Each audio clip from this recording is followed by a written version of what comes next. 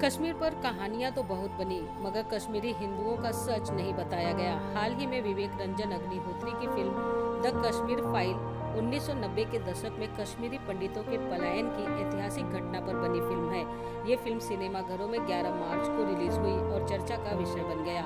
घाटकोपर के are-city mall में film की स्पेशल स्क्रीनिंग रखी गई। इस दौरान आर-सिटी मॉल पहुंचे अभिनेता पुनीत इस्सर और उनके साथ समाज सेवक रामकुमार पाल, सांसद मनोज कोटक, बीजेपी नेता पराग शाह और किरीट सोमैया सहित कई फिल्मी जगत के लोग भी पहुंचे।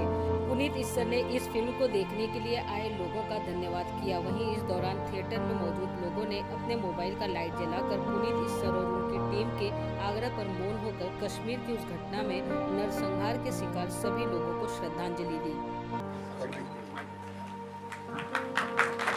बहुत धन्यवाद इस फिल्म को देखने के लिए। मैं पराग भाई का धन्यवाद करना चाहता हूं कि जो इन्होंने स्क्रीनिंग्स की हैं ताकि ज्यादा से ज्यादा हिंदुस्तानी फिल्म को देखें। ये फिल्म यथार्थ पर आधारित है, ये कड़वा सत्य है। इस सच्चाई को जो 32 वर्षों से छुपा के रखा गया था हमसे, आज आपको देखने का मौका मिला। विवेक अग्निहोत्री साहब के लिए मैं तहे दिल से शुक्रिया अदा करता हूं उनका कि उनमें ये गट्स थे इसको फिल्म को बनाने के लिए। और यस कॉल्ड स्पीड स्पीड। ये फिल्म इसलिए देखना जरूरी है, न केवल इसलिए कि भाई क्या हुआ था, कि भविष्य में इस तरह का नरसंहार बिल्कुल नहीं होना चाहिए, उसके लिए फिल्म देखना बहुत ही जरूरी है। बस मैं आप सब लोगों से एक विनम्र निवेदन करना चाहता हूं कि आप सब खड़े होकर जो नरसंहार में लोग मरे हैं उनके परिवारों के लिए हम उन्हें सम्मान दें। अपने फोन्स निकाल कर अगर आप उसका लाइट्स ऑन कर देंगे और एक 30 सेकंड हम ऑन करें, मैं आपसे रिक्वेस्ट करता हूँ। बहुत बहुत धन्यवाद।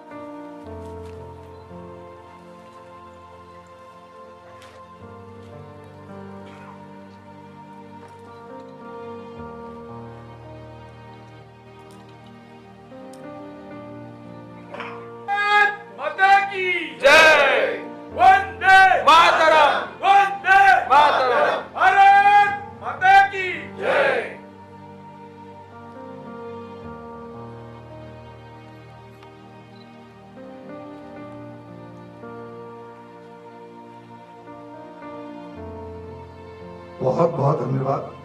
भारत माता की जय। भारत माता की जय।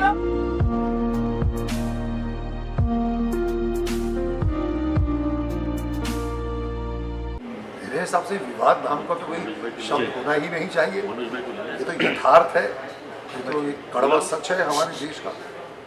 और आप जानते हैं ये 32 साल पहले ये हुआ था। कम से कम एक डायरेक्टर ने हिम्मत की इस कड़वे सच को सामने लाने की, तो बहुत ही मैं विवेक अग्निहोत्री को बहुत ही बधाई देता हूँ। उनको बहुत ही उनकी पीठ थपथपाता हूँ कि उन्होंने ये मुद्दा उठाया और इस फिल्म को लोगों के समक्ष लेकर आए। ये बहुत ही बोल्ड स्टेप है, ये कड़वा सच है जो लोगों तक आना चाहिए। और मैं तो लोगों से करूँगा कि भाई आप एक बार ज़रूर देखिए इस फिल्म को, ताकि आपको पता चले कि हमारे इतिहास में 32 वर्ष पहले क्या हुआ था। फिर इस फिल्म को दूसरी मर्तबा देखिए, तीसरी मर्तबा भी देखिए, ताकि आप जो है आगे भविष्य में हमारे साथ इस तरह का नरसंहार बिल्कुल नहीं होना चाहिए। ये बहुत ही मार्मिक है, बहुत ही दारुण कथा है और ये सत्य है। आप सोचिए जिनके नियर एंड डियर वंस के साथ अगर ये हादसा या ये जो हुआ होगा, उन पर क्या बीती होगी। आप देखिए हमारे देश का ऐसा दुर्भाग्य है कि हम जो हिंदुस्तानी हैं वो एक दूसरे के दर्द से हम लोग बिल्कुल एक न्यूट्रल रहते हैं। कि अगर आपके 2 घर छोड़ के आपके पड़ोस में आग लगी हो तो हमारा हिंदुस्तानियों का एक आदत है, अरे यार अच्छा वहाँ पे आग लगी, अपने को क्या, हमारा घर थोड़ी ना जल रहा है। ये हमारी मानसिकता है, लेकिन वो ये नहीं रियलाइज़ करते कि वही आग बहुत जल्द आपको भी एनगल्फ कर लेगी। तो हमें एकत्र होकर, हिंदुस्तानी होकर हमें ये शपथ लेनी चाहिए और हमें उसके प्रति काम करना चाहिए कि हमारे देश में रह के किसी का भी एक्सोडस ना हो, ये जेनोसाइड ना हो और हिंदुओं को मार के वहाँ से उनकी जगहों से ना निकाला जाए। पंडितों को जो हिंदू वहाँ के थे उन्हें उनका हक मिलना चाहिए और उन्हें पुनर्वास, उनका रिहेबिलिटेशन ज़रूर होना चाहिए।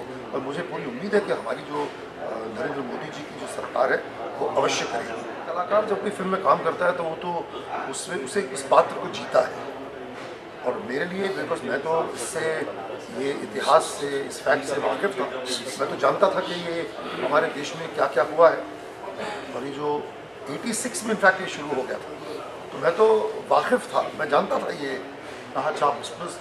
मेरा कम वॉट में मैंने अपनी छुट्टी कैंसिल की, सब छोड़ा, मैंने कहा नो क्वेश्चंस आस्क्ड। और एक फ़ोन कॉल पे मैं विवेक के साथ कंधे से कंधा मिलाकर खड़ा हो गया और हमने ये फिल्म की। बाकी तो है, बाकी ये हिस्ट्री है, लोग हम देख रहे हैं और अब बहुत अच्छी खुशी की बात है कि लोग इसे पसंद कर रहे हैं और अपने हमारा जो इतिहास है, क्या हुआ था, जो काला सच है, कड़वा सच है, उसको लोग जान रहे हैं। और एक लोगों में एक किस्म का आक्रोश है कि क्यों अब तक हमसे ये बात छुपाई गई। ये मूवी एक नरसंहार के ऊपर बनी है और पिछली सरकार ने 32 साल में कुछ नहीं किया, किसी पर केस भी नहीं हुआ और कोई आरोपी भी नहीं बना। ये देश का दुर्भाग्य है। यासीन मलिक जैसा आदमी कहता था कि 200 के बाद में गिनना भूल गया, स्वयं को अपना ISI का एजेंट कहता था। सरकार ने कुछ नहीं किया। आज ये सरकार है, सत्य लाने का प्रयास कर रही है।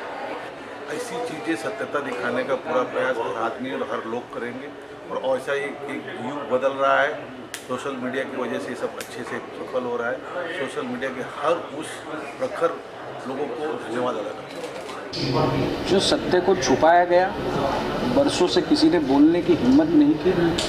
कश्मीर फाइल, उसके डायरेक्टर विवेक जी, पुनीत जी, इन सभी ने ये हिम्मत की है और आपने देखा होगा कि किस तरह से लोगों का वो रिस्पांस पा रही है।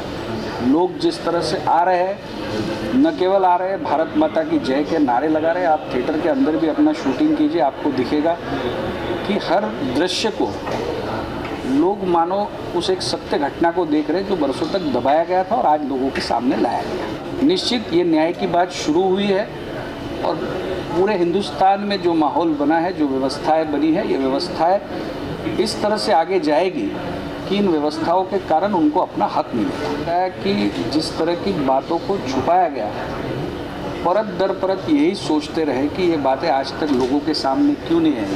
और मैं फिर एक बार बधाई दूंगा कि ऐसी बातों को लोगों के सामने लाने का किसी ने साहस किया। हम सब जिस मिट्टी से प्रेम करते हैं, हमारे अंदर जो जज्बा है वो इस मूवी में दिखाया गया है। और हम इसको देखने के साथ साथ जो भारत का युवा है, भारत की महिलाएं हैं, निश्चित ये अच्छी चीज़ देखने के बाद उनके मन में भी जो भाव सबके मन में है वो उनके मन में भी उतना ही आक्रोशित होता है। जो देश प्रेम के लिए मूवी बनती है, सबसे ज़्यादा लोग उसे देखें, उसमें पूरे देश का भला होता है। महाराष्ट्र की सरकार भी इस भलाई के बारे में सोचे और वो टैक्स फ्री मूवी अगर नहीं दिखाती तो लोगों तक वो सुविधा पहुंचाने का काम हम लोग कर ही रहे। आगे आने वाले सप्ताह में भी ऐसा काम शुरू रहेगा।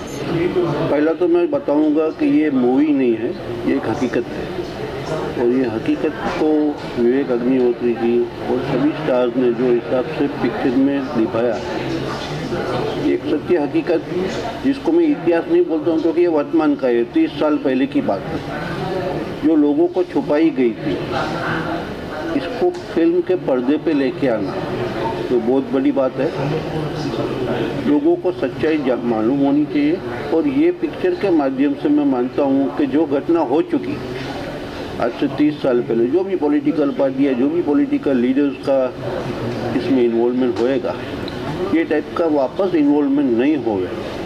इसके लिए ये फिल्म आनी बहुत ज़रूरी थी क्योंकि आज के बाद 25 साल के बाद यही घटना वापस नहीं दोहराई जावे। ये एक लोक जागृति का समय है और उसमें हमारे तरफ से लोगों को बुला के, और बुलाना भी नहीं पड़ा, हमने एक शो रखा था,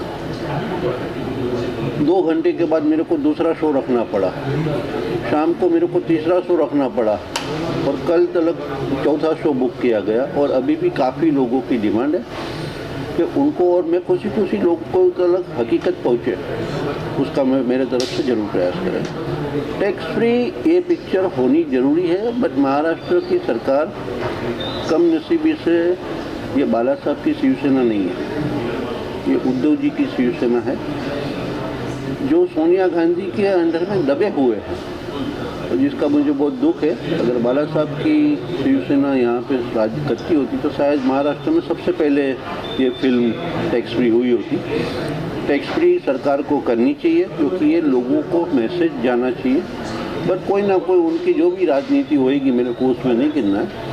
अगर सरकार टैक्स फ्री नहीं करेगी तो हम सक्षम हैं हमारे लोगों को पिक्चर दिखाने के लिए, और लोग खुद भी सक्षम हैं कि अपनी ज़िंदगी में से अपने 3 घंटे 4 घंटे निकाल के हमारे कश्मीरी पंडित भाई बहनों के साथ जो व्यवहार हुआ, और आगे यही घटना नहीं बनने के लिए, लोगों में जागृति लाने के लिए हमारे तरफ से सब कोशिश रहेगी। सरकार टैक्स फ्री करे तो अच्छी बात है, नहीं करे तो हम सक्षम हैं।